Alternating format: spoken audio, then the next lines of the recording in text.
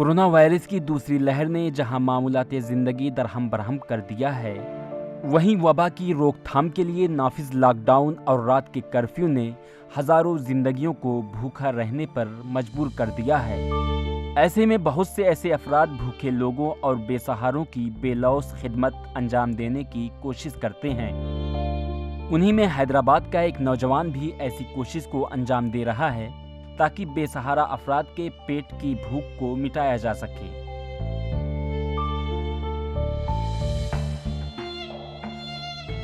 सबसे पहले तो मैं अल्लाह ताला का शुक्रगुजार हूँ कि अल्लाह ताला ने मुझे ये काम करने का मौका दिया। जब से हमारे शहर में नाइट कर्फ्यू नाफिज हुआ है, तब से हम रात में फुटपाथ पर सोने वाले गरीब मुस्तहिक लोगों को रोटी पहुँचा रहे हैं और हम अल्लाह ताला से दुआ करते हैं कि जब तक ये नाइट कर्फ्यू चले, अल्लाह ताला हमें इस काबिल रखे कि हम इन लोगों को खाना खिलाते रहें। और मैं अपने नौजवान साथियों से ये अपील करता हूँ कि आप भी बजाय फिजूल खर्ची करने के आज में कहीं से भी हो, आप अपने आसपास रहने वाले फुटपाथ पे रहने वाले गरीब लोगों की मदद कीजिए।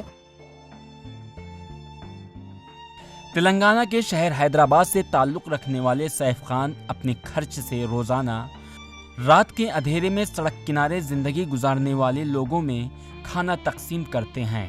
सैफ खान तकरीबन 100 लोगों को खाने का पैकेट तकसीम करते हैं।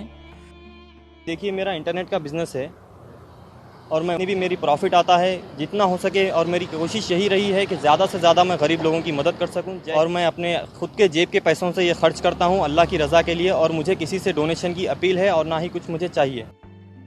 किला गोलकुंडा के रहने वाले सैफ खान अपने छोटे भाई के हमराह रोज़ाना 11 बजे से टोली चौकी, नाला नगर, मेहदीपट्टनम और दीगर इलाकों में गश्त करते हुए रोड पर रहने वालों को खाना और दीगर अशिया तकसीम करते हैं। देखिए, हमारे पास जो है हम अपनी खुदी से करते हैं, हम अपने पैसों से करते हैं, हमको किसी से डोनेशन नहीं आता।